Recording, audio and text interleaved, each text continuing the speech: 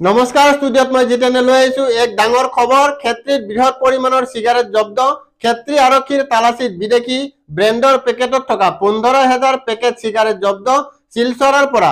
MZ06/7550 নম্বৰৰ এখন ক্ৰেতা বাহনত দুজন লোকে সৰবৰাহ কৰি আনিছিল জব্দকৃত সিগাৰেটৰ পেকেটসমূহ চাওক অৰুণোদয় অসমৰ এই প্ৰতিবেদন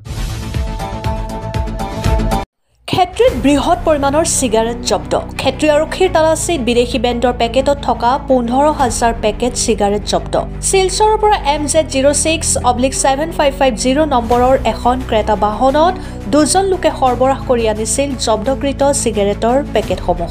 ৰবুল হুছেইন বৰভূঞা আৰু সাহাবুদ্দিন লস্কৰ নামৰ অবৈধভাৱে সিগাৰেট সৰবৰাহ কৰা দুই যুৱকক আটক কৰি সোধপোছ অব্যাহত ৰাখিছে ক্ষেত্ৰী আৰক্ষীয়ে বিদেশী কোম্পানীৰ ব্ৰেণ্ড ব্যৱহাৰ কৰি এনেদৰে এটা চক্ৰই অবৈধভাৱে সিগাৰেট সৰবৰাহ কৰি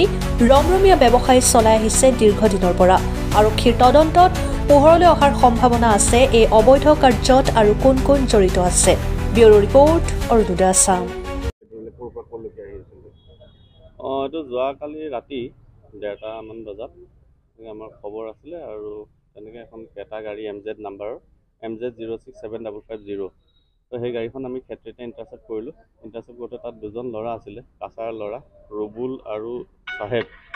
চাহেবুদ্দিন তেওঁলোক কাছাৰ ল'ৰা সিহঁতে গাড়ীখনৰ ভিতৰত পূৰা গোটেই গাড়ীখন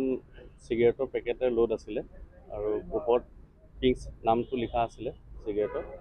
আৰু সেইবোৰ চোৱা হ'ল তেওঁলোকে কোনো নথি পত্ৰ দিব নোৱাৰিলে তো আমি ভালকৈ কাউণ্ট কৰি প্ৰায় 750 বক্স আৰু এটা বক্সত 20 পেকেটকৈ চিগাৰেট আছে মানে 15,000 পেকেটৰ ওপৰ আছে চিগাৰেট তো সেইখিনি গ'ল্ডফ্লেক্স চিগাৰেট ভিতৰত দেখা গৈছে সেই গোটেইখিনি মাল আমি বৰ্তমান তেওঁলোকে নথি পত্ৰ দেখাব নোৱাৰাৰ কাৰণে আমি জব্দ কৰিছোঁ আৰু এতিয়ালৈকে তেওঁলোকে কোনো ধৰণৰ ডকুমেণ্ট প্ৰডিউচো কৰিব পৰা নাই কাৰ পৰা আনিছে সেইটো কাছাৰৰ পৰা আনিছে কিন্তু পাৰ্টিৰ একো সন্ধানো তেওঁলোকে আমাক দিয়া নাই গতিকে এইটো আমি এটা চুৰি কেছ ৰেজিষ্টাৰ কৰিম আমি আৰু তেওঁলোকক আমি অধিক সোধপোছৰ কাৰণে আমি ভিতৰত গ'ল্ডফ্লেক্স আছে ওপৰত পিংকছ বুলি লিখিছে আমি যিমান দূৰ জানো পিংকছ যিখিনি আছে এটা ফৰেইন ব্ৰেণ্ড তো এই ক্ষেত্ৰত ব্ৰেণ্ড চুৰিৰ কিবা এটা তেনেকুৱা এটা তেওঁলোকৰ নিশ্চয় এইটো তদন্তত ওলাব যদি ভিতৰ ওপৰৰ কভাৰটো আৰু ভিতৰৰ প্ৰডাক্টটো যদি বেলেগ বেলেগ হয় তেতিয়াহ'লে নিশ্চয় এইটো কপিৰাইটৰ কেছ হ'ব এইটো আমাৰ অধিক তদন্তত ওলাব বৰ্তমান আমি তেওঁলোকক গ্ৰেপ্তাৰ কৰিছোঁ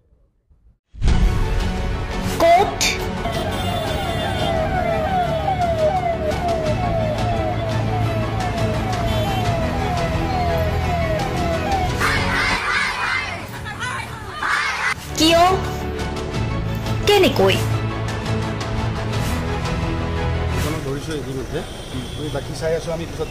দুৰ্নীতি ৱাইফজনীয়ে কৈছে বোলে এওঁ মোৰ হাজবেণ্ড আপুনি কোন হে ক'বলৈ এওঁ অবৈধ বুলি অনিয়ম ভ্ৰষ্টাচাৰ একো নায়কতাবাদ এতিয়াৰ পৰা আৰু নহ'ব আমি দিম সত্য বাতৰি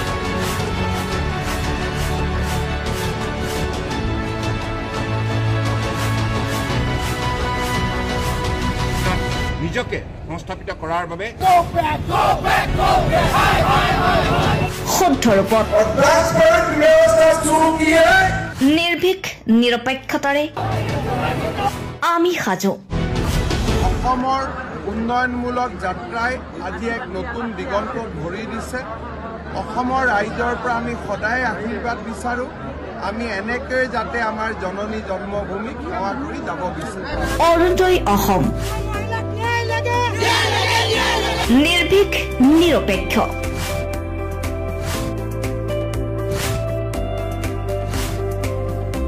ৰাইজৰ বাবে ৰাইজৰ পক্ষত অৰুণোদয় অসম